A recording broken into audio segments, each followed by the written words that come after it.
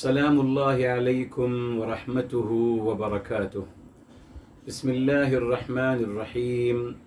الحمد للہ رب العالمین، حمدا کثیرا طیبا مبارکا فیہ، یا رب لک الحمد کما ينبغی لجلال وجہک وعظیم سلطانک، اللہم ربنا لک الحمد حتی ترضى ولک الحمد اذا رضیت ولك الحمد بعد الرضا، وأشهد أن لا إله إلا الله وحده لا شريك له، وأشهد أن سيدنا ونبينا وحبيبنا وعظيمنا محمدا عبده ورسوله، صاحب الوجه الأنور والجبين الأزهر، اللهم صل وسلم وبارك وأنعم عليه صلاة وسلاما دائمين إلى يوم القيامة۔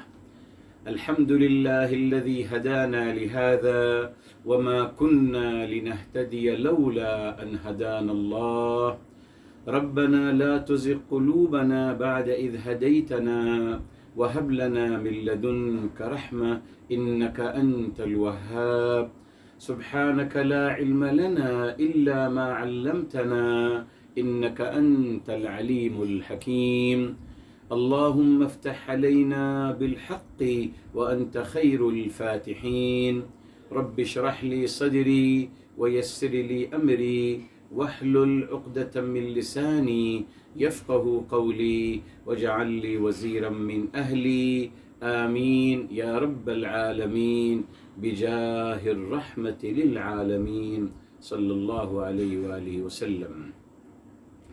محترم ناظرین و سامعین کرام، آج الحمدللہ ہمارا یہ پوزیٹیو تھنکنگ کے حوالے سے لیکچر نمبر 14 ہے میرے محترم، جس میں الحمدللہ ہم کوشش کر رہے ہیں، آپ کو باقاعدہ ایک اقدام بتایا گیا کہ ہم نے پانچ صفات کو اپنانا ہے میرے محترم، 5 صفات کو اپنانا ہے، اپنی سوچ کو مثبت رکھنے کے لیے الحمدللہ ہم نے ان 5 مبارک کرداروں کو اپنانا ہے، جن کا تذکرہ قرآن کریم الحمدللہ آیا ہے۔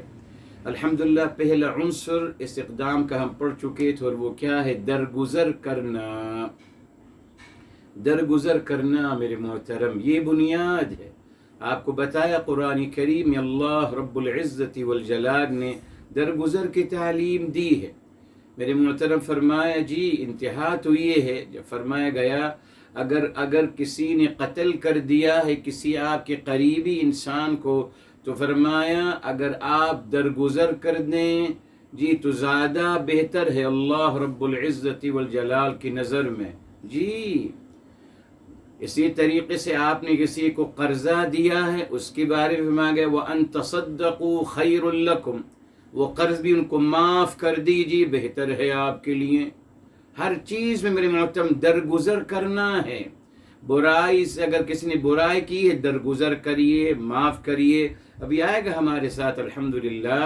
تو آپ دیکھیے ہمارے اسلام کا مزاج ہے۔ اب آپ خود دیکھیے الحمدللہ، جو دل الحمدللہ تمام نفرتوں سے، بغض اور کینہ سے صاف ہوگا، درگزر کرے گا۔ کسی کے لیے میرے محترم دل میں کوئی نفرت نہیں رکھے گا، آپ اندازہ لگا سکتے ہیں الحمدللہ یہ انسان کتنے اچھے طریقے سے زندگی گزار رہا ہوگا الحمدللہ۔ پوزیٹیو انرجی ہوگی اس کے اندر الحمدللہ۔ آپ جب بیٹھیں گے اس کے پاس، آپ کو خود پوزیٹیو ریزز اور انرجی آئے گی جی۔ اور اللہ نہ کرے میرے محترم اگر ایک نیگیٹو انسان کے ساتھ آپ بیٹھیں گے تو نیگیٹو انرجی آئے گی اس سے، ریلی میرے محترم۔ اس کی آواز سے آپ کو نیگیٹیوٹی آئے گی، آواز سے صرف جی، اس کی آواز سے، اس کے جملوں سے، اس کی ٹون سے بات کرنے کے انداز میں عجیب سے آپ کو نیگیٹو انرجی آئے گی۔ کیوں بھائی؟ اس نے کوئی بیچارہ انسان نیگیٹیوٹی میں بھرا ہوا ہے، اس لیے مجبور ہے اس طریقے سے کرنے کے لیے۔ الحمدللہ چلیے آج شروع کرتے ہیں انشاءاللہ۔ چلیے پلیز ماریے بسم اللہ۔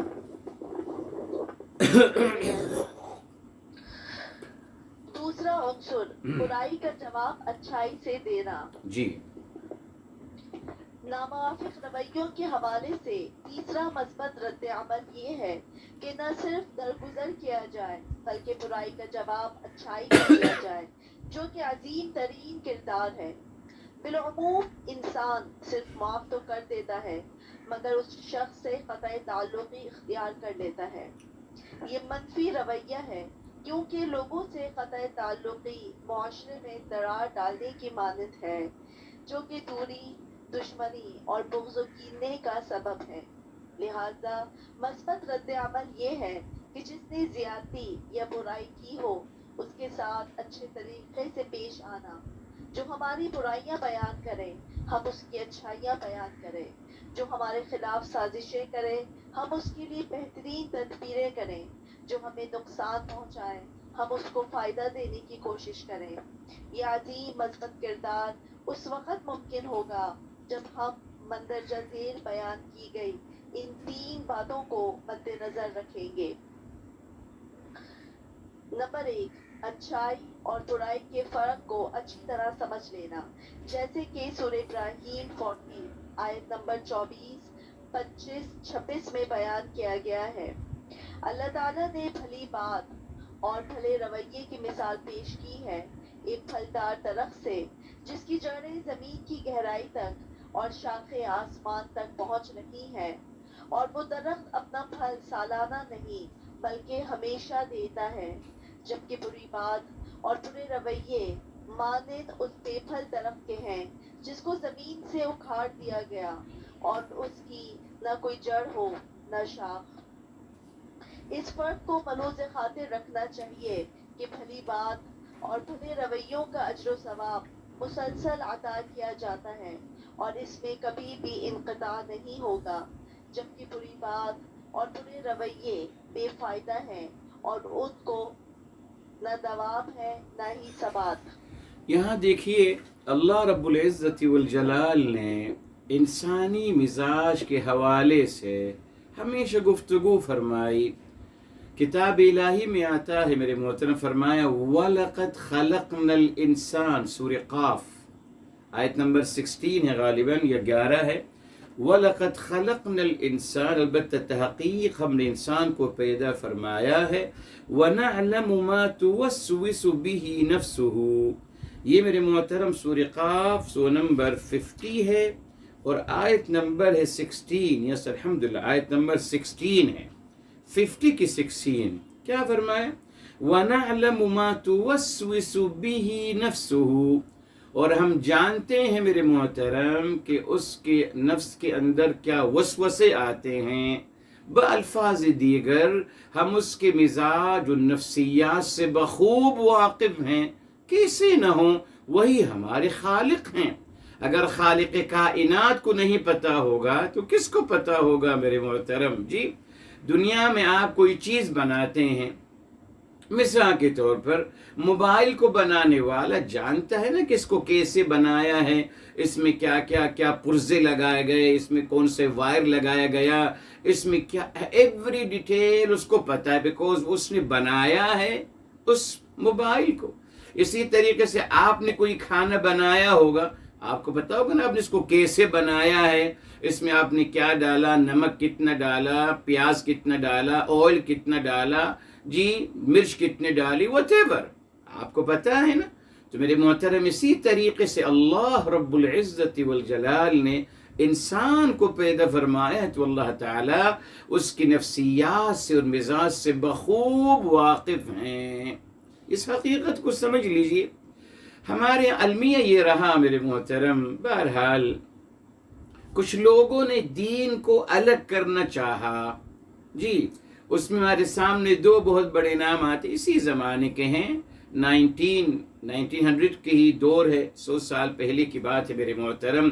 2 لوگ وجود میں آئے، کارل مارکس اور نیچے۔ ان دونوں نے کیا سوچا؟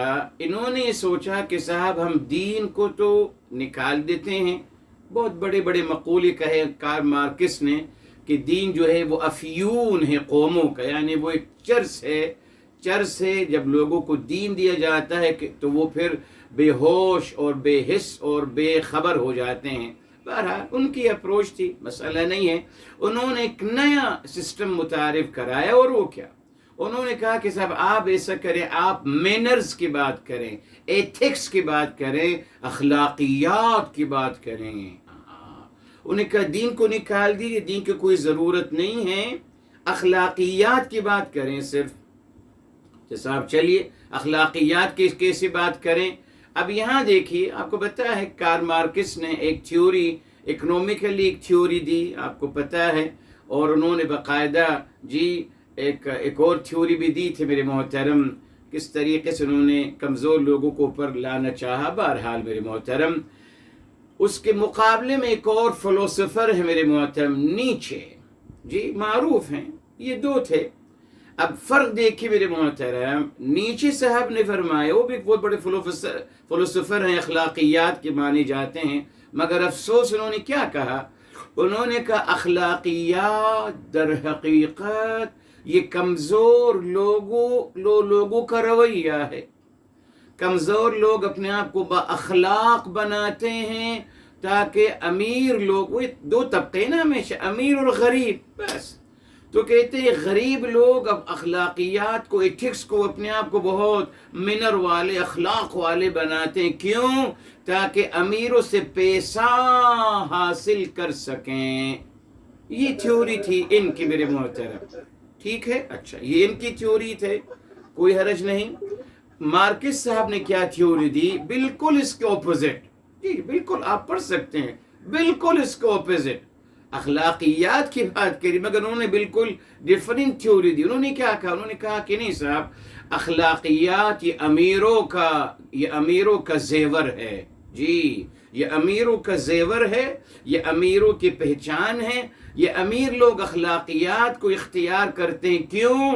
غریبوں کو دبانے کے لیے. لوگ یہ میں آپ کو کیا بتا رہا ہوں، جب میرے محترم انسان اللہ تعالیٰ کی دین سے ہٹتا ہے، اب انہی لوگوں کی تعریف کی جاتی ہے.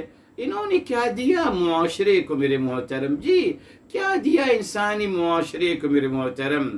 کارل مارکس کی تھیوری میرے محترم، کیا ہوا اس سے؟ یہ تمام باتیں فطرت کے خلاف ہیں. تو بتانا مقصود یہ تھا میرے محترم، الحمدللہ ہمارے ہاں جو اخلاقیات کا تصور ہے اس کی سورس دین الہی ہے. معرفت الہی، معرفت حبیب صلی اللہ علیہ وآلہ وسلم، فداہ ابی و امی. اسی سے فائدہ ہوگا. اگر آپ دین کو زندگی سے نکال دیں گے میرے محترم، نہیں کچھ حاصل ہو سکے گا، بیکوز ہر کسی کا پیمانہ الگ ہے. یہ دیکھ لیجیے، یہ دو بہت بڑے نام ہیں میرے محترم، کارل مارکس اور نیچے، دونوں بہت بڑے فلسفر گزرے ہیں اور ان کا بہت بڑا نام ہے. اخلاقیات میں دیکھیے ہر کسی نے اپوزٹ تھیوری دی میرے محترم، اور بہت چیزوں میں اختلاف ہے ان کا. بہرحال جس طریقے سے میرے محترم میں آپ کو بتا چکا ہوں پہلے میرے محترم، اختلاف ہے میرے محترم افلاطون میں اور ارسطو میں، پلاٹو میں اور ارسطو میں. حالانکہ دونوں شاگرد ہیں سقراط کے، مگر ہر کسی کی تھیوری الگ ہے روح کے حوالے سے. روح کے حوالے سے افلاطون کی تھیوری الگ ہے. وہ کہتے ہیں فزیکلی انسان کو بدلنا ہوگا، بعد میں اس کے اندر ریچول یا روحانیت آئے گی. ارسطو کہتے ہیں کہ نہیں، سب ہم آغاز کریں گے انسان کے دل سے، روحانیت سے آغاز کریں گے، تب جا کر اس کے اندر تبدیلی آئے گی. بہرحال یہ دو الگ الگ اسکول آف تھاٹ ہیں. بتانا مقصود یہ تھا میرے محترم، جب اللہ تعالی نے ہمیں پیدا فرمایا تو جو ضابطہ حیات کتاب الہی کی شکل میں دیا ہے، ہم اس کو سمجھیں گے نا میرے محترم. ٹھیک، اب اس کو سمجھنے کے لیے بتا دیا گیا. اللہ تعالی نے انسان کی نفسیات سے بخوب واقف ہیں. اس نے پہلے بات تو اللہ تعالی بتانا چاہیے، وہ جو قرآن کا اسلوب ہے میرے محترم. اگر میں آپ سے کہوں فلاں کام کیجئے تو آپ کا پہلا کاؤنٹر کوشچن ہوگا کیوں کروں، کیا ملے گا مجھے اس کام کو کرنے میں، ہے نا؟ یہ بالکل یہی کوشچن آئے گا. دنیا میں یہی ہوتا ہے نا. آج جو بھی سیلز کیا جا رہا ہے، یوں نہیں سیلز کیا جائے نا، ان چیزوں کی اچھائی اور بینیفٹ بتایا جاتا ہے نا صاحب جی۔ اگرچہ صابن بیچ رہے ہیں تو بتا رہے ہیں کہ صابن جو ہے یہ بڑے بڑے داغوں کو ختم کر دیتا ہے اور یہ کر دیتا ہے اور وہ کر دیتا ہے، بینیفٹ بتا رہے ہیں نا صاحب، فائدہ بتا رہے ہیں، تبھی ہم خریدیں گے اس کو۔ یہ انسان کا مزاج ہے۔ کیا ہے انسان کا مزاج؟ کہ انسان بینیفٹ اور فائدے کو مد نظر رکھتے ہوئے کام کرتا ہے۔ ٹھیک ہے، رائٹ، پوری دنیا یوں ہی چل رہی ہے، یہ انسان کا ایک مزاج ہے، اس کی نفسیات ہے میرے محترم۔ اللہ رب العزت والجلال نے بھی یہی بتایا کہ ٹھیک ہے صاحب آئیے، جب آپ سے کہا جا رہا ہے کہ آپ اچھا کیجئے، آپ نیکی کیجئے، خیر کا کام کیجئے، تو آپ پوچھ سکتے ہیں کہ صاحب یہ نیکی ہے کیا؟ حسنہ، یہ اچھائی اور بھلائی، خیر کا عمل یہ ہے کیا؟ ٹھیک، بالکل۔ اب اللہ تعالیٰ بتا رہے ہیں میرے محترم، مثال دے کے بتائی گئی، فرمایا الم ترى، آیت نمبر بتا دیا آپ کو الحمدللہ، سورہ ابراہیم، یہ 3 آیتیں ہیں، 24، 25، 26، اور آیت نمبر ہے، سورہ نمبر ہے 14، ابراہیم علیہ السلام۔ فرمایا الم ترى، اب اللہ تعالیٰ اس بات کو مثال دے کے سمجھایا۔ جی اللہ تعالیٰ اگر بتا دے کہ صاحب کلمہ طیبہ اور اچھی بات اور اچھی گفتگو اور اچھا عمل یوں ہیں، انسان نہیں سمجھ سکتا تھا جی۔ تبھی اللہ، بیکاز وہ معنوی بات تھی، اللہ تعالیٰ اس معنوی بات کو ایک فزیکل مثال کے ذریعے سے ہمیں سمجھایا۔ فرمایا الم تر کیف ضرب اللہ مثلا کلمۃ طیبہ، کلمہ طیبہ کیا ہے؟ ہمارے لوگوں نے، بہرحال اللہ معاف فرمائے، کلمہ طیبہ سے مراد لا الہ الا اللہ ہے، محمد الرسول اللہ صلی اللہ علیہ وسلم۔ میرے محترم یقیناً یہ تو ہے، مگر اصلاً کلمہ کا مطلب قرآن میں اچھا لفظ، کلمہ کا مطلب اچھا لفظ، بہترین لفظ میرے محترم، اور بہترین رویہ۔ جی فرمایا کلمہ طیبہ کی مثال مانند کس کی ہے؟ کشجرۃ طیبہ، مانند ایک بہترین درخت کے، اصلها ثابت، اس کی جڑیں زمین کے اندر جا رہی ہیں، وفرعها فی السماء، اور اس کی شاخیں آسمان تک جا رہی ہیں۔ اتنا مضبوط درخت، اتنا عالیشان درخت میرے محترم، یہ دیکھیے یہ نیکی ہے، یہ نیکی ہے۔ فرمایا تؤتی اکلہا کل حین باذن ربہا، فرمایا یہ درخت جو ایسا نہیں ہے کہ یہ موسمی درخت ہے، 6 مہینے کے بعد پھل، 1 سال کے بعد، 2 سال کے بعد، 6 سال کے بعد، نہیں صاحب، یہ درخت مستقل پھل دے رہا ہے، جب بھی اذن ربی ہوگا مستقل پھل دے رہا ہے، علی الدوام۔ یہ ہے کلمہ طیبہ، یہ ہے اچھی بات میرے محترم، یہ ہے نرم گفتگو، یہ ہے بہترین اخلاق، یہ ہے مسکرانا، یہ ہے درگزر کرنا، یہ ہے معاف کرنا، یہ ہے کلمہ طیبہ۔ کتنا اجر و ثواب ہے اس کا میرے محترم، سوچ لیجئے کیا تشبیہ دی گئی میرے محترم۔ زمین میں جا رہی ہیں جڑیں اور شاخیں آسمان تک جا رہی ہیں، اور پھل مستقل دیا جا رہا ہے، یعنی کلمہ طیبہ، اچھی باتیں اور اچھے اعمال کا ثواب مستقل چلتا ہے، اس میں انقطاع نہیں ہوتا۔ اتنی وضاحت میرے محترم، ضروری تھا نا میرے محترم جی، جب تک آپ مجھے بتائیں گے نہیں کہ کیا ہے نیکی، کیا ہے بھلائی، میں کیوں اخلاق اختیار کروں، میں کیوں اچھا کروں، کیا فرق ہے؟ اب یہ فرق میں بتا رہا، 3 باتوں کو سمجھنا ہوگا۔ نمبر 1 بتایا جا رہا ہے، اچھا اب مثل کلمۃ خبیثہ، جی میں ہمیشہ کہتا ہوں چلیے مسلمانوں نے کلمہ طیبہ تو کہہ دیا، لا الہ الا اللہ محمد الرسول اللہ صلی اللہ علیہ وسلم، پر لا الہ الا اللہ کہتے ہیں صرف، محمد رسول اللہ وہ نہیں کہتے، میں کہہ رہا ہوں الحمدللہ۔ جی کہتے ہیں کلمہ طیبہ لا الہ الا اللہ، وہ بھول گئے میرے محترم لا الہ الا اللہ انکمپلیٹ ہے، محمد الرسول اللہ صلی اللہ علیہ وسلم کے بغیر نہیں لکھا جاتا۔ پڑھ لیجئے آپ، جہاں بھی ماشاءاللہ لکھا جاتا ہے، جب 6 کلمے لکھتے ہیں، کلمے بھی 6 کر دیے، چلیے صاحب کلمہ چلیے۔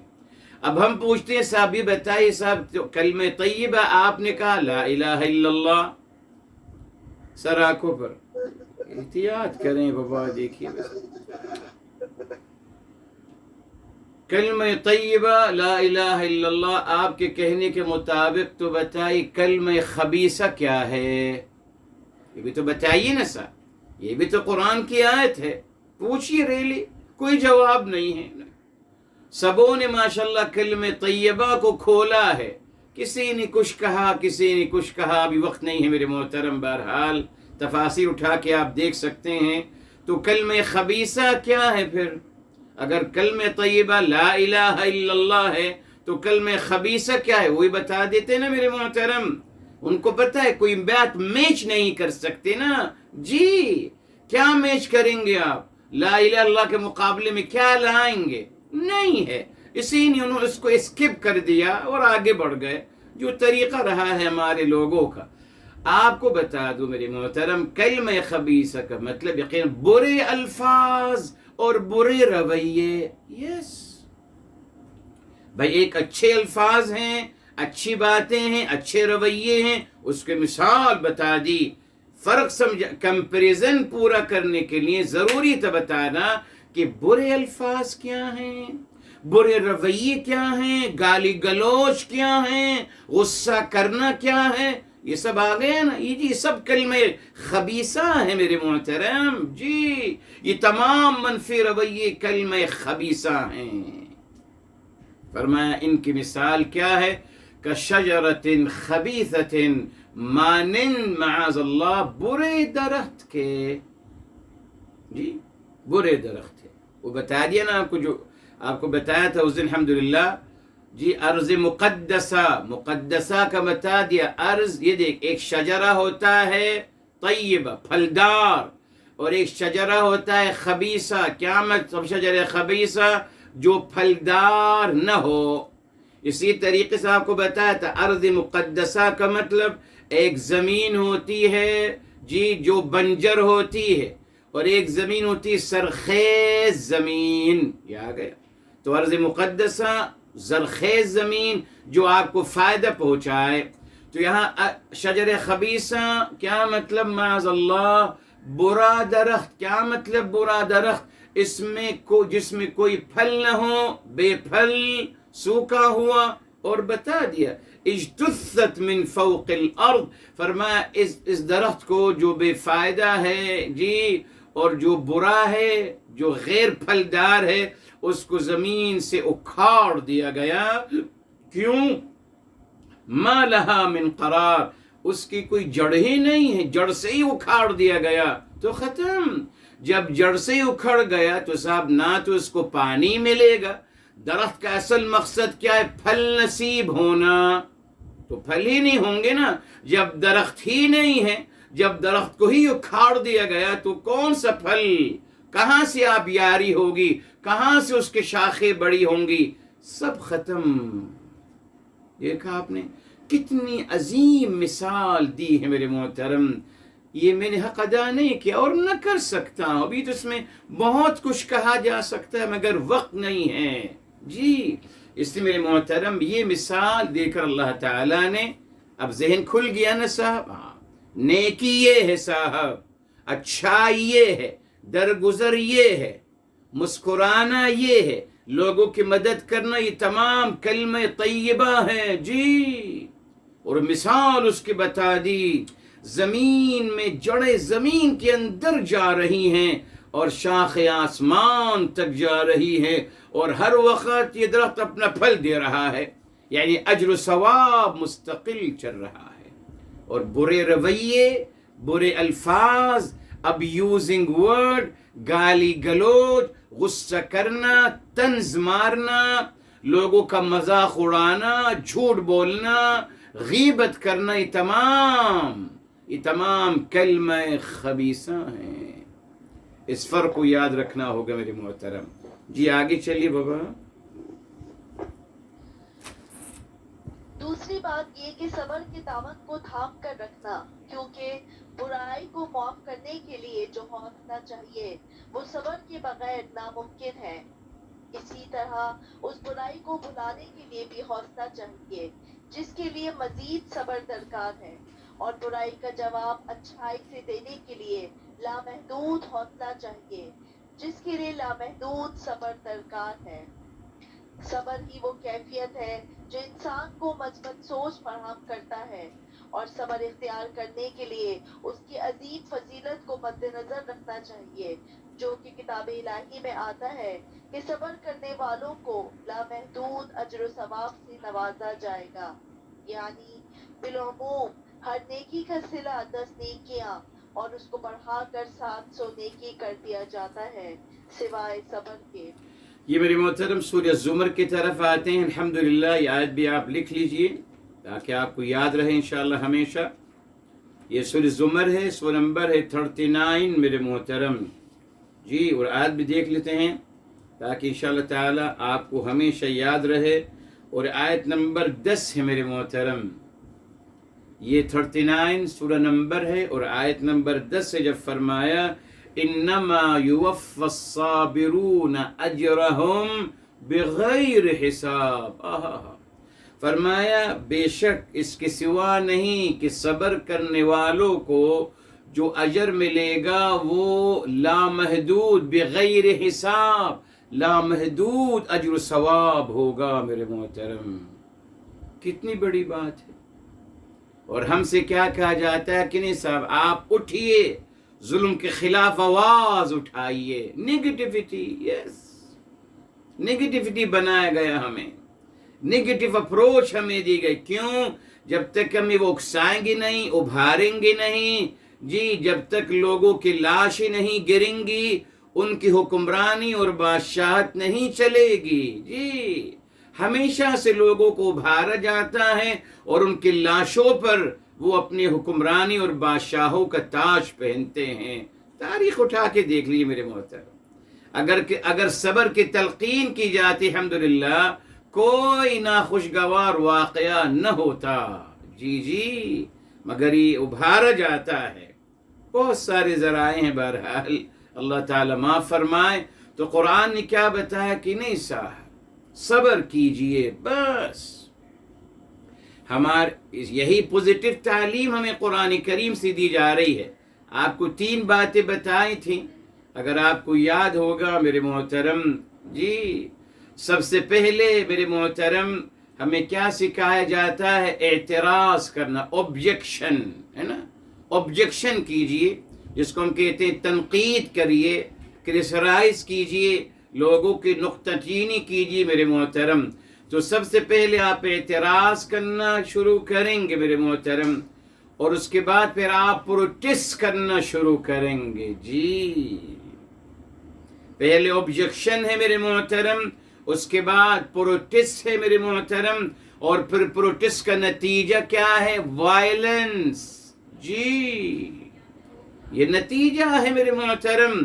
مگر قرآن نے کیا دکھا یہ دیکھیے، درگزر اور معاف کریے. درگزر اور معاف کرنے سے نتیجہ کیا نکلے گا؟ امن اور سلامتی اس دنیا میں آئے گی. آپ مت لڑیے، آپ مت نکلیے، بات خود بخود ختم ہو جائے گی میرے محترم. تو صبر اسی نے آپ دیکھیں میرے محترم یہ اجر بتا دیا کہ لا محدود اجر. اچھا جب اللہ تعالیٰ نے صبر مانگنے کے نہیں کہا تو کیا فرمایا؟ دیکھیے سورہ بقرہ میں الحمدللہ جو آیت آتی ہے جب فرمایا ربنا افرغ علینا صبرا.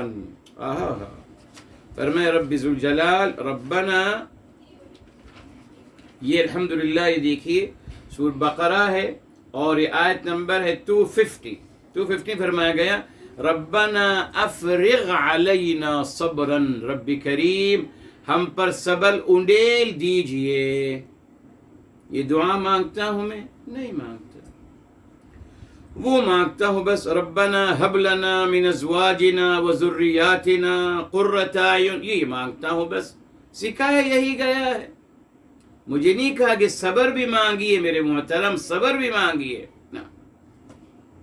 اگر بتایا جاتا تو یہ دعا سب کو یاد ہوتی ہے میرے محترم، جس طریقے سے اور دعائیں یاد ہیں، مثالیں نہیں دیں گے. جی جی جی سب کو پتہ ہے ہم کو کون سی دعائیں یاد ہوتی ہیں میرے محترم. ربنا افرغ علینا صبرا، رب کریم ہم پہ صبر اڈیل دیجئے. اگر یہ صبر کی دعا میں ہر سجدے میں مانگتا تو شاید صبر نصیب ہو جاتا. ہر سجدے میں مانگوں میرے محترم، وہی حوصلہ چاہیے. بتا رہا ہوں، آپ لکھ دیا کہ بغیر حوصلے کے میں معاف نہیں کر سکتا. یس، مجھے حوصلہ چاہیے، اور حوصلہ کیسے ملے گا؟ صبر سے. یہ تو پہلا اسٹیپ ہے. اب کیا کرنا ہے؟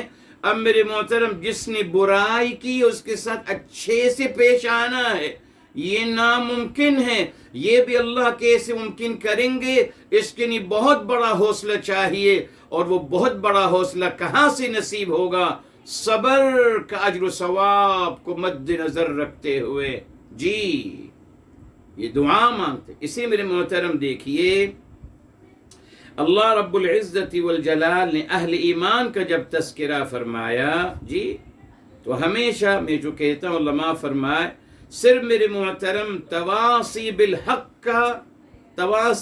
کا گنگنایا جاتا ہے. بس کہتے ہیں آپ ہمارا ساتھ دیجیے صاحب، معاشرے میں برائیاں ہو رہی ہیں، یہ ہو رہی، آئیے ہمارا ساتھ دیجیے، ہم لوگوں کو قتل کرتے ہیں، لوگوں کو نیست و نابود کرتے ہیں، ہمارا ساتھ دیجیے ورنہ آپ گنہگار ہیں.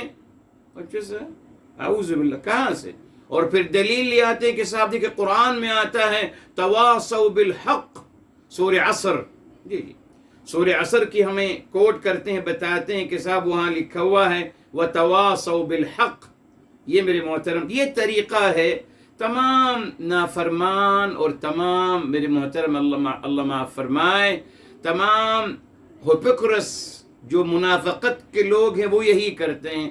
آدھی آیت کیوں کوٹ کر رہے ہو صاحب؟ آیت پوری بھی تو کر لیجئے، آئیے نا، باہر رک جاتے. وتواصی بالحق، تو آگے بھی تو چلیے صاحب، قرآن میں دیکھیے نا، وتواصوا بالصبر، صبر کی بھی ایک دوسرے کو تلقین کرنی چاہیے. کون کر رہا ہے اس کے؟ دیکھا آپ نے، یہ ہے کمال. پورے قرآن سے میرے محترم، پورے قرآن سے بس یہ ٹکڑا لے لیا، دلیل مل گئی ان کو. صحابہ دیکھیے ایک دوسرے کو حق کی تلقین کرنی چاہیے. تو بھائی تواسی کا مطلب تلقین کرنا ہے. یہ کہاں لکھا ہے ایک دوسرے کو حق پہ زبردستی لوگوں کو حق کی دعوت دیجیے؟ تواسی کا مطلب کیا ہے؟ زبردستی یا تلقین کرنا. تبھی عربی زبان سیکھنے نہیں دیتے میرے محترم ہمیں. جی کو پتہ ہے لوگ عربی زبان سیکھ لیں گے، روٹ ورڈ سمجھ لیں گے، ہمارے ہاتھ سے نکل جائیں گے. اس ان کو جاہل رکھو، جاہل رکھو، کہہ دو کہ عربی زبان بہت مشکل ہے، قرآن سمجھنا بہت مشکل ہے. تو بس ہم سمجھ رہے ہیں نا سر، ہم نے سمجھ لیا، اب ہم آپ کو سمجھا رہے ہیں. بس ہماری ہر بات پہ آنکھ بند کر کے لبیک کرتے چلے جائیے. یہی دھوکہ دیا گیا معاذ اللہ. ٹھیک، اچھا اب ایک اور آیت دیکھیں سورہ البلد میں جو آتا ہے میرے محترم. سورہ البلد میں اللہ تعالیٰ نے کیا فرمایا؟ یہ دیکھیے، یہ قرآن کریم کی آیت ہے. جی جی یہ سورہ بلد سورہ نمبر 90 ہے میرے محترم. یہ آیت کبھی نہیں بیان کی جاتی میرے محترم، نہ، بس تواصوا بالحق. سورہ العصر سورہ نمبر 90 البلد 90 میرے محترم، اور آیت نمبر 17. یہاں اللہ تعالیٰ نے کیا فرمایا؟ یہاں حق کا تذکرہ نہیں ہے میرے محترم، نہ فرمایا. اور پھر یہاں جنتوں کی بات ہو رہی، بہرحال یہاں جنتیوں کی بات ہو رہی ہے، وہاں خسارے سے بچنے والے لوگ. فرق سمجھ لیجئے، سورہ عصر میں خسارے سے بچنے والے لوگوں کے تذکرہ کیا، یہاں جنتیوں کا تذکرہ ہو رہا ہے، جنتیوں کا انشاءاللہ. جی تو فرمایا یہ جنتی کون تھے؟ یہ تھے کان من الذین آمنوا وتواصوا بالصبر، یہ ایک دوسرے کو صبر کی تلقین کرتے تھے وتواصوا بالمرحمہ، اور ایک دوسرے کو رحم کرنے کی، شفقت کرنے کی، محبت کرنے کی تلقین کرتے تھے۔ کون آج میرے محترم، کون آج امت مسلمہ میں محبت کی تلقین کر رہا ہے؟ بتا دیجیے آپ کہ ایک نام لے دیجیے۔ ماشاءاللہ جو بھی عالم اسلام میں جو تعلیم دی جا رہی ہے، کوئی ایک ہے جو محبت کی تعلیم دے رہا ہو اکارڈنگ قرآن، اپنی طرف سے نہیں صاحب، نہ، یہ قرآن کی تعلیم ہے کہ ایک دوسرے کو محبت کی تلقین کیجئے۔ کون کر رہا ہے میرے محترم؟ دیکھا آپ نے؟ تو تواصی بالصبر میرے محترم، اس کے لیے جو حوصلہ چاہیے وہ اللہ تعالی سے دعا مانگ کے ہی نصیب ہو سکتا ہے نا؟ اور جب فرق سمجھ لوں میرے محترم، کیا فرق ہے برائی میں اور اچھائی میں؟ جی پلیز آگے چلیے۔ تیسری بات یہ کہ برائی کا بدلہ اچھائی میں دینا صرف انہی لوگوں کے لیے ممکن ہوتا ہے جن کو من جانب اللہ یہ توفیق ملتی ہے، اور جن کو اللہ تعالیٰ نے ایک عظیم لقب سے نوازا ہے جو پورے قرآن میں سوائے ان کے کسی اور کو نہیں ملا، اور وہ یہ کہ یہ لوگ بڑے نصیب والے ہیں۔ بحوالہ سورہ فصلت 41 آیت 35۔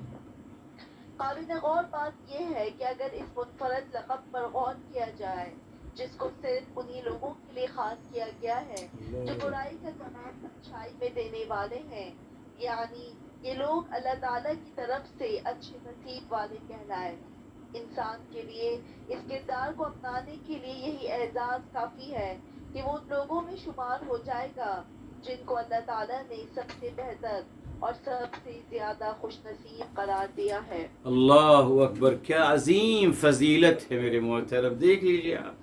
اللہ اکبر، کیا چاہتا ہوں میں دنیا میں، میری کیا آرزو ہے کہ سب سے زیادہ خوش نصیب ہو جاؤں، ہے نا؟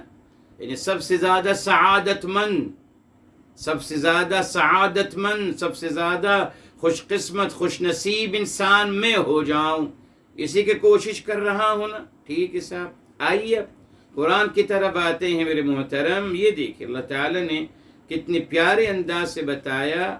یہ سورہ الحمدللہ سورہ فصلت ہے، سورہ فصلت سورہ نمبر 41 ہے میرے محترم، اور 41 کی آیت نمبر ہے 35۔ یہ دیکھیے یہاں اس سے پہلے آیت نمبر 34 کو بھی دیکھ لیتے ہیں، جب فرمایا وَلَا تَسْتَوِي الْحَسَنَةُ وَلَا السَّيِّئَةُ، یہ دیکھیے فرمایا برابر نہیں ہے، وَلَا تَسْتَوِي الْحَسَنَةُ وَلَا السَّيِّئَةُ، برابر نہیں ہے اچھائی اور برائی، برابر نہیں ہے۔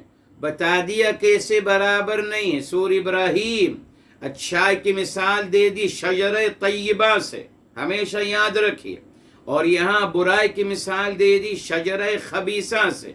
قرآن نے وضاحت کر دی، تفسیر قرآن بالقرآن۔ ٹھیک، اب یہاں فرمایا ادفع باللتی ہی احسن، آپ برائی کا جواب اچھائی سے دیجئے، اور بالحسنت نہیں بولا۔ ابھی آپ سیکھ رہے ہیں اور سیکھیں گے انشاءاللہ، لے چکے ہم، یہ ہے سپرلیٹو ڈگری، اس کو کہتے ہیں اسم التفضیل، سپرلیٹو ڈگری۔ فرمایا ادفع باللتی ہی احسن، فرمایا برائی کو دور کیجئے سب سے بہترین طریقے سے، نہیں اچھائی سے نہیں، نہ، یہ غلط ترجمہ ہے میرے محترم جی، کہ برائی کا جواب اچھائی سے دیجئے، نہ، قرآن میں آیا احسن، سب سے بہترین طریقے سے دیجئے، یہ ہے قرآن کی تعلیم۔ یعنی وہ برائی کر رہا ہے، اب آپ نے جواب میں اس کی برائی کا جواب اچھائی سے نہیں دینا ہے، صرف سب سے بہترین اچھے طریقے سے جواب دینا ہے۔ ہائے ہائے ہائے، کیا ہے قرآن کی عظمت میرے محترم، یہ ہے اخلاق، یہ اللہ تعالیٰ کو یہ کردار مطلوب ہے میرے محترم، جس پہ توجہ ہی نہیں دی جاتی۔ جی یہ تو بتایا گیا لوگوں کو کہ اخلاق کا کوئی تعلق نہیں دین سے، دین صرف 2 چیزوں کا نام ہے، نماز اور روزہ، بس یہ دین ہے۔ اس کے علاوہ جو چاہیں کریں، اور پھر ظاہری گٹپ بنا دیا، جی مردوں کی نہیں الگ، عورتوں کو نہیں الگ، قصہ ختم۔ اخلاقیات نہیں، اخلاقیات تو دین کا حصہ ہے ہی نہیں۔ قرآن کی آیات کلیئر ہے میرے محترم۔ اللہ اکبر فرمایا، جب آپ سب سے بہترین سب سے بہترین طریقے سے آپ جب اس کی برائی کا سب سے بہترین طریقے جواب دیں گے تو کیا ہوگا؟ قرآن نے فیصلہ فرما دیا، فَإِذَا الَّذِي بَيْنَكَ وَبَيْنَهُ عَدَاوَةٌ، پس وہ جس کے آپ کے درمیان اور اس کے درمیان دشمنی تھی، كَأَنَّهُ کنورٹ ہو جائے گا، become یوں بدل جائے گا، اس رویے کی برکت سے بدل جائے گا۔ کیا بن جائے گا آپ کے لیے؟ وَلِيٌّ حَمِيمٌ، انتہائی ہمدرد اور انتہائی شفیق و ہمدرد دوست بن جائے گا آپ کا۔ یہ دیکھیے، قرآن نے دشمنی پالنے کی تعلیم نہیں دی جو ہمیں سکھایا جاتا ہے کہ صاحب دشمن ہونا چاہیے، جس کے دشمن نہیں وہ انسانی نہیں۔ ماشاءاللہ، جی جی جی، اب یہ تعلیم دی جا رہی کہ صاحب آپ کی دشمن ہونے چاہیے، اگر دشمن نہیں تو آپ تو انسان ہی نہیں ہیں۔ اعوذ باللہ، اعوذ باللہ۔ تمام یہودی روایات میرے محترم، اللہ اکبر، قرآن نے دشمن کو دوست بنانے کی تعلیم دی ہے۔ کہیں بھی قرآن نے نہ معاذ اللہ جی دوست کو دشمن بنانے کی تعلیم نہیں دی، معاذ اللہ، اس نے کہ وہ نیگیٹو سوچ ہے، یہ پوزیٹیوٹی ہے میرے محترم۔ ایک دشمن کو دوست بنائیے، یہ قرآن کی تعلیم ہے۔ ہم نے اس نسخے کو اپنائیے اس نسخے کو، آئے گا ہمارے ساتھ بہرحال۔ تو میرے محترم اب آگے کیا فرمایا؟ وَمَا يُلَقَّاهَا إِلَّا الَّذِينَ صَبَرُوا، فرمایا یہ جو کردار ہے، یہ جو رویہ ہے، برائی کا جواب بہت اچھے طریقے سے دینا، فرمایا یہ not easy and not for all، نہ definite، سب سے عظیم کردار ہے میرے محترم، جی not for all۔ کس کے لیے فرمایا؟ وَمَا يُلَقَّاهَا، نہیں نصیب ہوگا یہ کردار سوائے ان کو، الَّذِينَ صَبَرُوا، جو صبر کرتے ہیں۔ اس کے لیے صبر چاہیے، صبر کا حوصلہ چاہیے، وہی جو صبر کرتے ہیں ان کو یہ عظیم کردار نصیب ہوگا۔ ٹھیک، بات مکمل ہو گئی تھی۔ یہاں آگے جو بات آ رہی ہے میرے محترم، فرمایا وَمَا يُلَقَّاهَا، اور یہ کردار نصیب نہیں ہوگا سوائے ان کو جو ذو حظ عظیم، بڑے نصیب والے ہیں۔ پورے قرآن میں اللہ رب العزت والجلال نے یہ لقب کسی کے لیے استعمال نہیں کیا میرے محترم، صرف یہاں استعمال کیا جا رہا ہے ان لوگوں کے لیے جو لوگ برائی کا جواب بہترین، سب سے بہترین انداز سے دیتے ہیں، ان کو اللہ تعالیٰ فرما رہے ہیں یہ ہیں بڑے نصیب والے، یہ ہیں بڑے سعادت مند۔ تو میرے محترم نصیب والے کہاں؟ دنیا میں بھی اور یقیناً آخرت میں، جی، بیکاز صبر کا اجر بھی لامحدود۔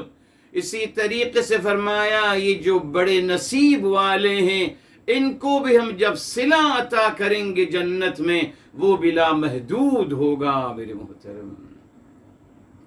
کاش ہم اسی لقب کو سمجھ لیتے، بس اللہ نے اپنی نبی کے صدقے صلی اللہ علیہ وسلم، اللہ نے فدا ہو بھی امی، اللہ نے یہ عطا فرمایا ہے، جی، ذو حظ عظیم، بڑے نصیب والے۔ پورے قرآن میں پڑھ جائیے، کہیں نہیں آتا یہ لقب، کسی کے بارے میں نہیں کہا کہ وہ بڑے نصیب والا ہے، سوائے اس کے لیے، اس عظیم کردار کے لیے جو برائی کا جواب سب سے بہترین طریقے سے عطا کرتا ہے۔ میرے محترم، یہی اعزاز کافی تھا، اتنا بڑا اعزاز کافی نہیں اللہ تعالی کی طرف سے، جی، مگر وہی بات میں نے سمجھا کہ بڑا نصیب والا کون ہے؟ جس کے پاس بڑا کاروبار ہو، بڑا عہدہ ہو، بڑا نام ہو، بڑی ڈگری ہو، بڑا خاندان ہو۔ میں نے یہ سمجھایا ہی گیا، میرا بھی قصور نہیں یقینی میرے محترم۔ اگر مجھے بتایا جاتا کہ نہیں صاحب، نہ آپ ذرا غلط جا رہے ہیں، نہ آئیے قرآن کی طرف، قرآن نے کس کو کہا ہے بڑے نصیب والے ہیں آپ؟ ہم دعا دیتے ہیں نا اپنے بچوں کو، جاؤ بھائی اللہ آپ کو بڑا نصیب والا بنائے۔ ہماری والدہ مرحومہ، ہماری عمرانہ اور فرزانہ بہن کی والدہ مرحومہ، میری امی بہرحال کہتی تھیں، وہ ہمیشہ دعا دیتی تھیں اللہ تعالیٰ آپ کا اقبال بلند کرے، اللہ تعالیٰ آپ کا اقبال بلند کرے۔ دوسرے دیگر الفاظوں میں کیا ہے؟ اللہ تعالیٰ آپ کو بڑے نصیب والا بنائے۔ یہ ہم کہتے ہیں نا سر، اللہ آپ کو بڑے نصیب والا بنائے، جائیے صاحب، بڑے نصیب والے آپ بنیں، اللہ تعالیٰ آپ کو بہت آپ کا نصیب اچھا کرے، یہی کہتے ہیں نا۔ ہم کہتے ہیں بچوں کے نصیب کی، اچھی نصیب کی دعا کریں۔ اب تو سب بچوں سب کے لیے دعا کرنی چاہیے، نو ڈاؤٹ۔ اللہ تعالیٰ آپ کو نصیب والا بنائے، کہتے ہیں نا بڑے نصیب والا بنائے۔ وہی بات، یہ دعا ہم دیتے ہیں، مگر ہمارے ذہن میں کیا ہے؟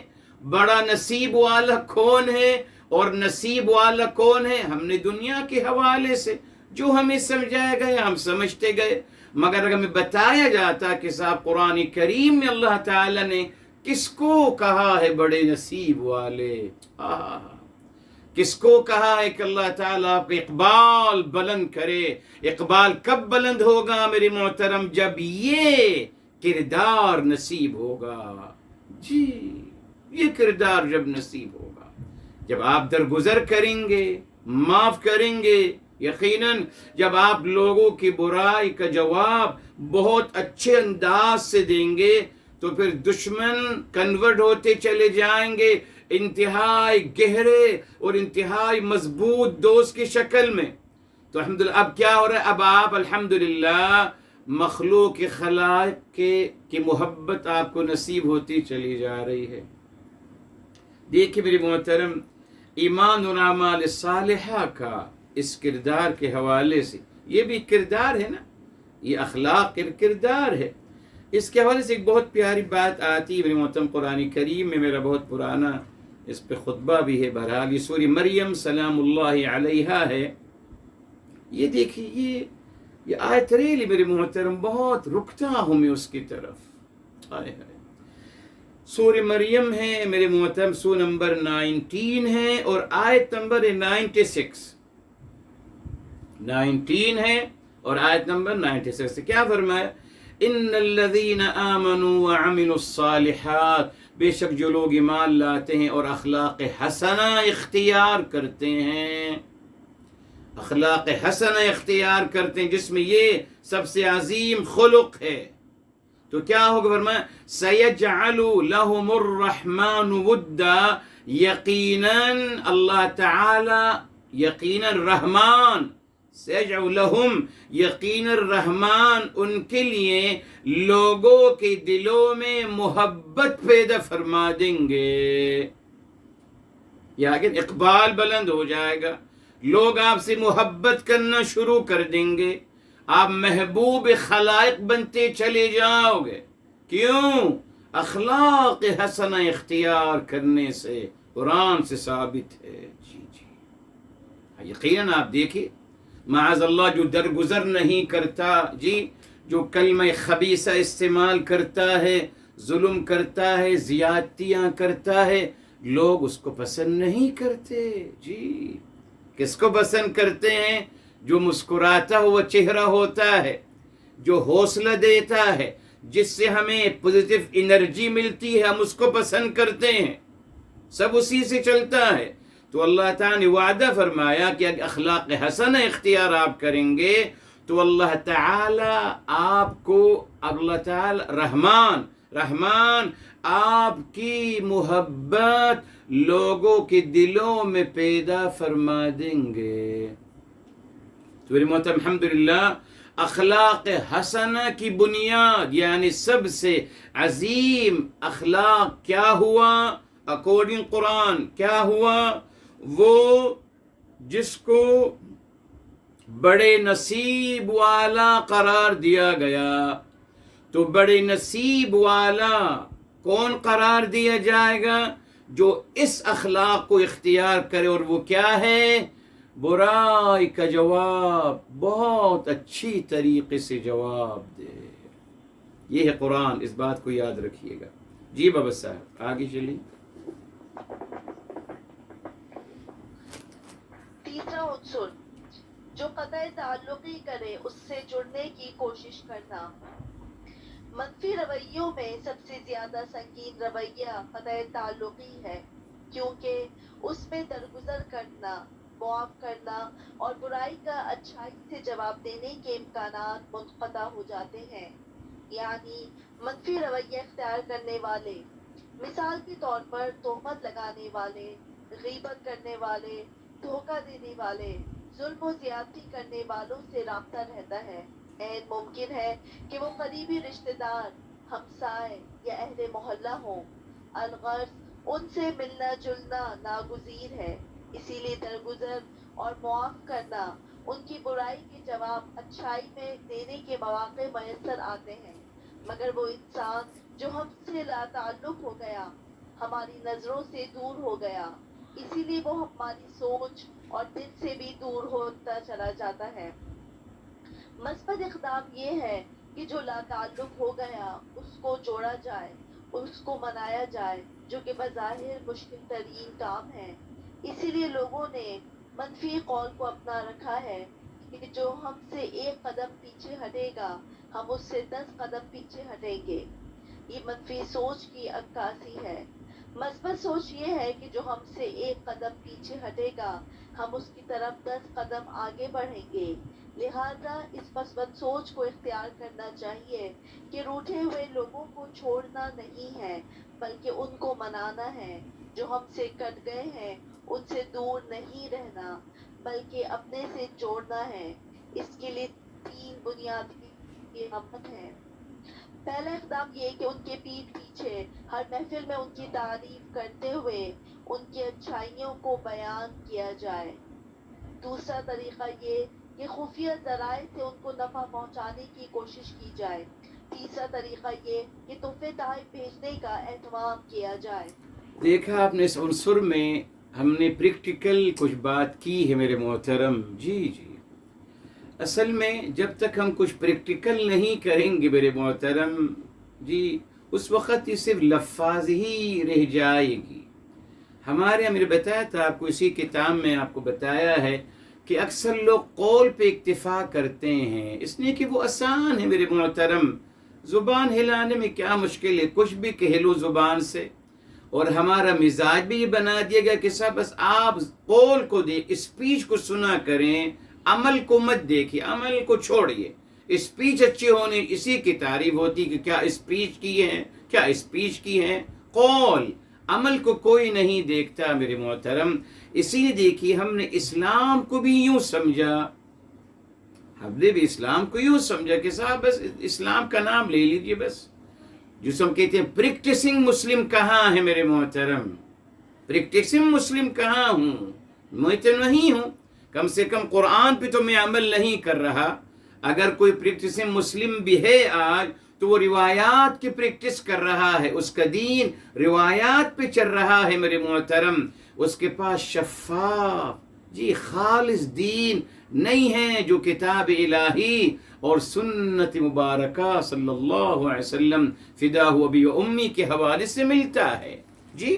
اسی لیے عادت ہو گئی، اسی لیے میرے محترم یہاں میں نے سوچا کہ ہم نے قطع تعلقی نہیں کرنی ہے، بس منع کیا گیا میرے محترم، منع کیا گیا۔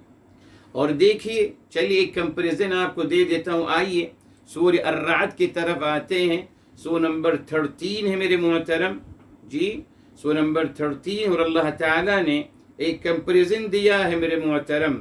یہ دیکھیے سورہ نمبر 13 ہے اور آیت نمبر ہے 21، جی 21۔ اللہ تعالیٰ اولو الالباب کا تذکرہ فرما رہے ہیں۔ اولو الالباب، لب کہتے ہیں گودے کو، تو اولو الالباب کا مطلب کیا ہوا؟ اہل دل، عقل والے نہیں، اہل دل میرے محترم، بیکوز عقل دل کے اندر ہوتی ہے، تو اولو الالباب کا مطلب ترجمہ کیا جاتا ہے عقل والے۔ نہیں صاحب، عقل والے کہاں، ہمیں اہل دل چاہیے، بلکہ اصل اس کا ترجمہ کیا ہوگا؟ اولو الالباب، صاحب فطرت سلیمہ، قلب سلیم والے، جی اس کا ترجمہ یوں کیا کریں، اولو الالباب قلب سلیم والے۔ اب ان کی کچھ صفات بیان کی جا رہی، ان میں سے ایک صفت یہ آ گئی، آیت نمبر 2 فرمایا والذین یصلون ما امر اللہ بہ ان یوصل۔ یہ آیت الحمدللہ سورہ بقرہ میں بھی آتی ہے، جی ابھی آئیں گے اس کی طرف۔ فرمایا اور جو لوگ جوڑتے ہیں، وصل کا مطلب جوڑنا ہے، جو لوگ جوڑتے ہیں، جس کو اللہ تعالی جوڑنے کی تعلیم دی ہے، تلقین کی ہے، تو اللہ تعالی نے تعلیم کیا دی ہے؟ وَاعْتَصِمُوا بِحَبْلِ اللَّهِ جَمِيعًا وَلَا تَفَرَّقُوا۔ تفریق مت کیجیے صاحب، سب جڑ کے رہیے۔ میرے محترم، اللہ کی تعلیم ہے کہ تمام انسانیت کو آپس میں جڑ کے رہنا ہے۔ فرمائے آپ اس کو، وہ لوگ جوڑتے ہیں، یہی ہمارا دین ہے میرے محترم، الحمدللہ ہمارا دین جوڑتا ہے، توڑتا نہیں۔ مگر ہمارے علماء فرمائے جو دین آج سکھایا جا رہا ہے یہی ہے، سب سے پہلے کہتے ہیں اپنے ماں باپ کو چھوڑ دو، رفیق حیات کو چھوڑ دو، اولاد کو چھوڑ دو۔ کہاں جائیں گے بھائی، کیا کہہ رہے ہیں آپ؟ نہیں بچ، یہ سب دین میں رکاوٹ بن رہے ہیں آپ کے لیے، یہ سب شیطان ہیں، رکاوٹ بن رہے ہیں، سب کو چھوڑتے چلے جائیے۔ ارے بھائی ماں باپ میرے بوڑھے ہیں، اب ان کو بھی نہیں چھوڑ دیجیے، یا آپ کے ماں باپ کافر ہیں، بھائی دیکھیے رفیق حیات کو بھی چھوڑ دیجیے۔ آپ دیکھ لیجیے جو تعلیم دی گئی دین کے نام پہ میرے محترم، اس سے گھرانے یا خاندان جڑے ہیں یا ٹوٹے ہیں، آپ کے سامنے تجربہ دیکھ لیجیے آپ۔ اب آپ بتائیے یہ دین ہو سکتا ہے؟ کیا دین میرے محترم لوگوں کو توڑنے آیا ہے، خاندانوں کو توڑنے آیا ہے؟ اعوذ باللہ، ایسے کیسے ہو سکتا ہے میرے محترم؟ مگر یہی دین ہے جو آج سکھایا جاتا ہے لوگوں کو۔ جی اولاد آپ کی نافرمان ہے، قطع تعلق ہو جائیے۔ ارے صاحب کیوں، کس نے کہہ دیا؟ یہ سب عجیب بات ہے۔ بہرحال تو فرمایا کہ وہ لوگ جو جوڑتے ہیں، جس کو اللہ تعالیٰ نے جوڑنے کی تلقین کی ہے، اور کس کو جوڑنے کی تلقین کی ہے؟ تمام انسانیت کو، جی all mankind، تمام انسانیت کو جوڑنے کی تعلیم دی گئی۔ اس لیے یہاں دیکھیے کیا فرمایا آگے، اسی سورہ الرعد میں آگے آ گیا، جب اللہ تعالی نافرمانوں کا تذکرہ فرماتے ہیں تو فرمایا وَيَقْطَعُونَ مَا أَمَرَ اللَّهُ بِهِ أَن يُوصَلْ۔ یہ دیکھ، کاٹتے ہیں جس کو اللہ تعالی، یہ دیکھ معنوی لحاظ سے کاٹتے ہیں نا، چیز تو نہیں کاٹتے نا، بتایا آپ کو۔ بہرحال کاٹتے ہیں معنوی لحاظ سے جس کو اللہ تعالی نے جوڑنے کی تلقین کی تھی۔ یہ کون ہے؟ معاذ اللہ، یہ فاسقین ہیں۔ اب آئیے سورہ بقرہ کی طرف، وہی بات یہاں آتی ہے میرے محترم، آج چیز جب فرمایا الحمدللہ وَمَا يُضِلُّ بِهِ إِلَّا الْفَاسِقِينَ، فرمایا اس قرآن کریم سے فاسقین لوگ، کون ہیں فاسقین؟ علی الاعلان، کرپشن، جی علی الاعلان، گناہ کو کرنے والے قرآن کریم سے یقیناً گمراہی اختیار کرتے ہیں۔ ان کے صفات بیان کی، ان میں سے ایک صفت کیا تھی؟ وَيَقْطَعُونَ مَا أَمَرَ اللَّهُ بِهِ أَن يُوصَلْ، اور کاٹتے ہیں جس کو اللہ تعالیٰ نے جوڑنے کی تعلیم دی، اور اس کے نتیجے میں یقیناً کیا ہوتا ہے؟ فساد فی الارض، جی وَيُفْسِدُونَ فِي الْأَرْضِ. آپ دیکھ لیجیے آپ کے سامنے میرے محترم یہ کون سا دین ہمیں سکھایا جا رہا ہے جس کے نتیجے میں لوگوں کو کاٹا جا رہا ہے، خاندانوں کو توڑا جا رہا ہے اور خاندانوں کو نیست و نابود کیا جا رہا ہے، آپس میں نفرتیں اور بغض اور کینے کی تعلیم دی جا رہی ہے دین کے نام پہ سب کچھ. اس لیے میرے محترم، اور یہ آسان بھی ہے نا، قطع تعلق نہیں ساہا، آسان ہے نا، آسان ہے.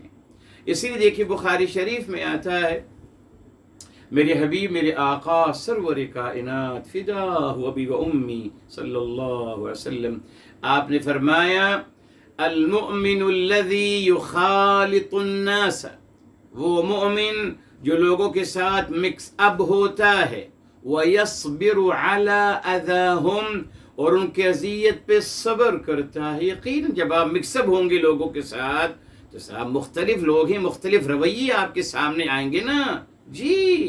اسی فرمایا اور صبر کرتا ہے ان کی اذیت سے.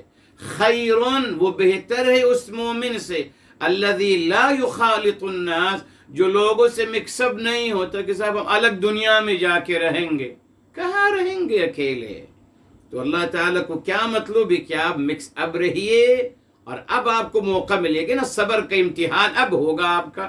اب آپ کا حوصلہ نظر آئے گا کہ آپ صاحب کتنے حوصلے والے ہیں صبر میں. یہ ہے میرے محترم، اس نے قطع تعلقی آسان ہے، نہیں کرنا. نہ کیوں نہیں کرنا؟ منع ہے، منع کیا گیا، مت کریے.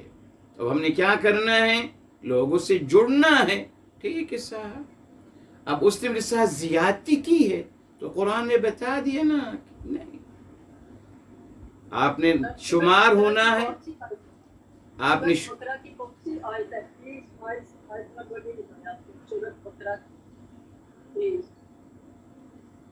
سورت، اچھا معذرت جی، سورت نمبر ہے، آیت نمبر 27 ہے، 27 ہے. جزاک اللہ، سوری بابا، آیت نمبر 27 ہے. تو میرے محترم یہاں دیکھیے اس نے زیادتی کی ہے آپ کے ساتھ، اذیت دی ہے، تکلیف دی، وٹ ایور، مگر آپ کے مد نظر میں آپ کا نصب العین کیا ہے؟ آپ شمار ہونا چاہتے ہیں بڑے نصیب والوں میں. بس اس نے ہم سب کچھ کریں گے انشاءاللہ تعالی. اور اس کی دیکھیں پھر میں نے 3 عملی اقدام بتایا آپ کو.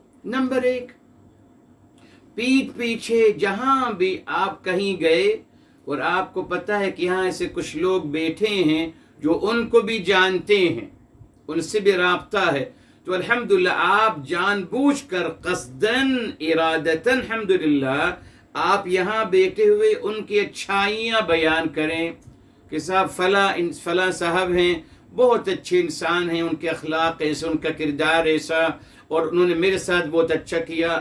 کچھ اپنی باتیں بتائیے کہ انہوں نے میرے ساتھ کب میری مدد کی تھی، کب کیا تھا. بہرحال ان کی خوب اچھائیاں اور تعریفیں کریں.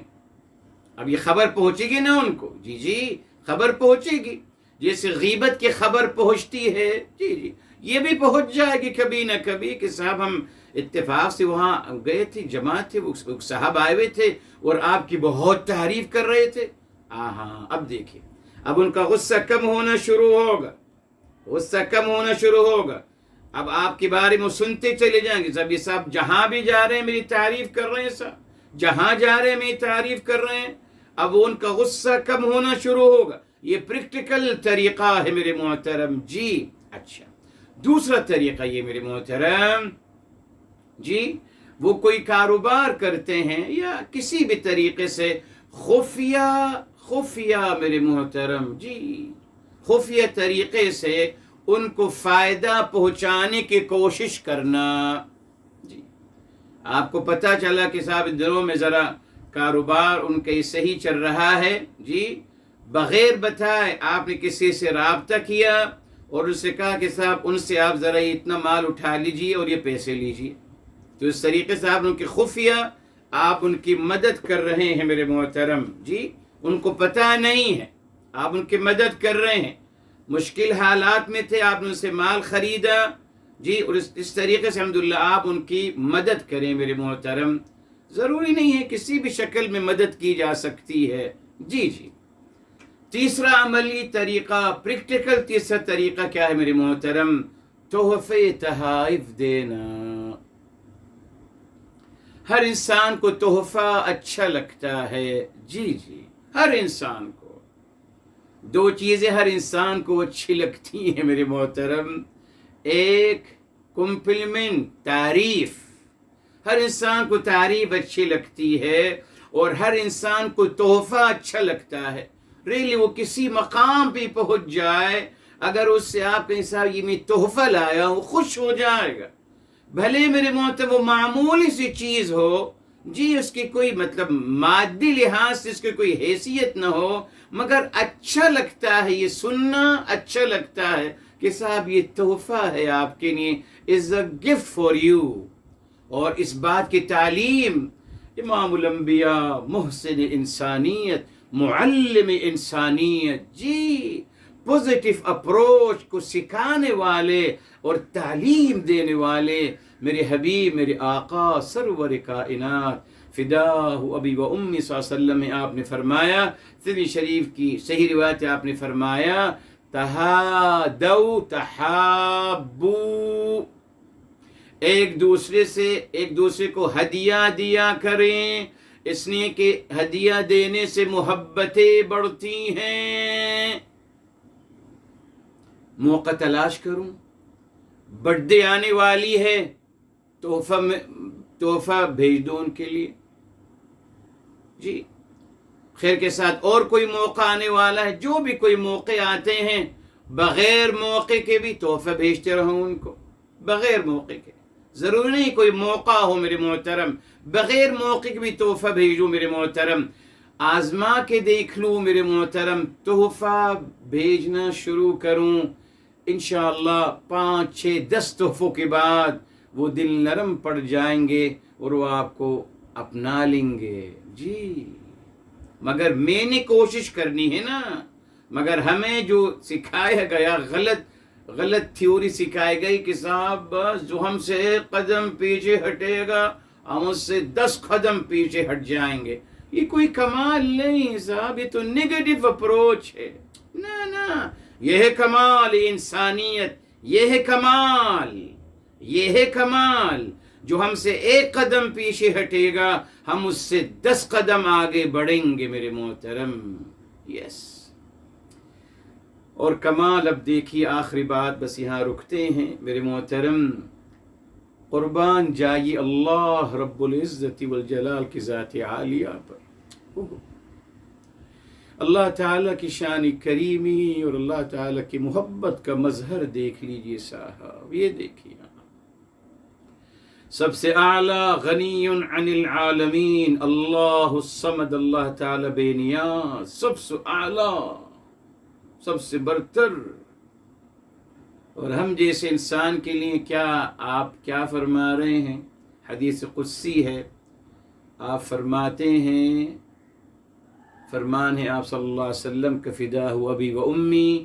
اللہ تعالیٰ فرماتے ہیں، حدیث قدسی ہے، آپ نے فرمایا من تقرب منی شبرا، معنوی لحاظ سے سمجھانے کے لیے مثال دے کے سمجھایا جا رہا ہے کہ جو مجھ سے 1 بالش قریب آئے گا میں اس سے 1 ذراع قریب آؤں گا. جو مجھ سے 1 ذراع قریب آئے گا میں اس سے 1 ہاتھ، 1 باع، اس سے بھی زیادہ، یعنی 10 گنا زیادہ. ومن اتانی یمشی، جو میری طرف چلتا ہوا آئے گا، اتیتہ ہرولۃ، میں اس کے طرف دوڑتا ہوا آؤں گا. اللہ تعالیٰ کی تعلیم بھی یہی ہے. انسان 1 قدم بڑھتا ہے اللہ تعالیٰ کی طرف، اللہ تعالیٰ 10 قدم بڑھتے ہیں اس کی طرف. یہی کردار مبارک ہے، یہی محبت کی تعلیم اللہ تعالیٰ نے ہمیں عطا کری. اور محبت ہی ابھی آئے گا ہمارے ساتھ، اور محبت ہی در حقیقت میرے محترم پوزیٹیو انرجی پیدا کرنے کا ذریعہ ہے. بس محبت ہی آپ کے اندر پوزیٹو انرجی پیدا کرے گی، کریٹ کرے گی آپ کے اندر پوزیٹو انرجی۔ آپ اندازہ لگا لیجئے، آپ جس سے محبت کرتے ہیں، آپ نہ چاہتے ہوئے اس کو دیکھ کر مسکرائیں گے، نہ چاہتے ہوئے اس کو دیکھ کر آپ کا دل باغ باغ ہو جائے گا، نہ چاہتے ہوئے آپ کی زبان پہ نرم الفاظ آنا شروع ہو جائیں گے، لہجہ آپ کا سافٹ ہونا ہو جائے گا، غصہ ختم ہو جائے گا، محبت اور پیار آپ کے اندر پیدا ہوتا چلا جائے گا۔ جی یہ محبت کی عظمت ہے میرے محترم، تبھی تو اللہ کو مطلوب یہی ہے، محبت مطلوب ہے۔ مگر میرے محترم دیکھیے یہ لفظ بھی عجیب ہے، کبھی موقع ملے گا بتاؤں گا آپ کو۔ یہ لفظ اللہ تعالیٰ نے استعمال کیا اللہ کے لیے محبت، رسول اللہ صلی اللہ علیہ وسلم کے لیے محبت، انسانوں سے محبت، جی رفیق حیات سے محبت، اولاد سے محبت، بہن بھائیوں سے محبت، ماں باپ سے محبت۔ کیا ایک ہی جیسی محبت ہے یہ لفظ بہت ہی اللہ تعالیٰ جو استعمال کیا، یہ لفظ بہت ہی میرے محترم وسیع لفظ ہے، مگر اس کو اس کے دائرے میں سمجھنا ہوگا۔ جی مال کی محبت بھی ہے اور اللہ اور رسول صلی اللہ علیہ وسلم کی محبت بھی ہے، دونوں محبتیں ہیں، مگر فرق ہے دونوں محبتوں میں۔ جی بہرحال یہ کامن ورڈ ہے جو ہر محبت کے لیے استعمال ہوتا ہے، مگر اس کی ڈپ کو سمجھنے کے لیے اس کے گہرائی میں جانا پڑتا ہے میرے محترم، اور وہاں سے کوئی مطلب اٹھانا پڑتا ہے۔ بس یہاں رکتے ہیں، معذرت، انشاءاللہ آئندہ اس کو مکمل کریں گے۔